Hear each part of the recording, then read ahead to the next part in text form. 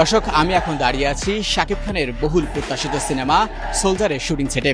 আজকে মূলত শুরু হয়েছে সোলজার সিনেমার প্রথম দিনের দৃশ্য ধারণের কাজ। আর প্রথম দিনেই চমক হিসেবে শুটিংয়ে অংশ নিয়েছেন শাকিব খান। সোলজার সিনেমায় একেবারেই ভিন্ন লুকে হাজির হয়েছেন শাকিব খান। প্রথম দিনের শুটিংয়ে হুডি পরে নিজেকে আড়াল করেছেন তিনি। সাধারণ মানুষের মধ্যে মিশে গিয়ে একটি দুর্দান্ত শটে অংশ নিয়েছেন। তার তীক্ষ্ণ দৃষ্টির চাহনি বলে দিচ্ছে সাধারণ মানুষের অধিকার আদায়ে বদ্ধপরিকর শাকিব খান। প্রথমবারের মতো শাকিব খানের সঙ্গে স্ক্রিন শেয়ার করবেন জনপ্রিয় নির্মাতা ও অভিনেতা তৌকির আহমেদ। এরই মধ্যে তৌকির আহমেদ প্রথম দিনের শুটিংয়ে অংশ নিয়েছেন। এছাড়াও প্রথম দিনের শুটিংয়ে আরও অংশ নিয়েছেন গুণী অভিনেতা তারিক আনাম খান।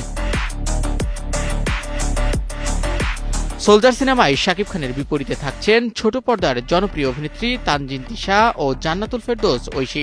সিনেমাটি নির্মাণ করছেন সাকিব ফাহাদ। দেশপ্রেম, অ্যাকশন ও মানবিক আবেগের সমন্বয়ে তৈরি এই গল্পে আশাবাদের কথাও ব্যক্ত করেছেন নির্মাতা। বর্তমান সময়ের মানুষের চিন্তা ভাবনা আর বাস্তবতা নিয়েই সাজানো হয়েছে সোলজারের গল্প। সবকিছু ঠিক থাকলে চলতি বছরের শেষের দিকে অথবা আগামী বছরের শুরুতেই 2 ঈদ ছাড়া মুক্তি পেতে পারে সিনেমাটি। শাহিন শুভ, নিউজ 24।